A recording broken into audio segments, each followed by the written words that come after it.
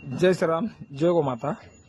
आपण या बैलाचा व्हिडिओ सोडला होता एक 4-5 दिवसापूर्वी की तो पाय मोडलेला आहे, मांडीत मोडलाय, तो आपल्याकडे उपचारांसाठी आणलाय. तर त्याला आज आपण औंधच्या दवाखान्यात नेलं होतं, त्याचा एक्सरे काढून बघितला आणि त्याला आज प्लॅस्टर करण्यात आलेलं आहे.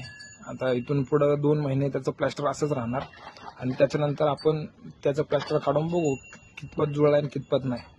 एवढंच सांगन. जय श्रीराम, जय गोमाता.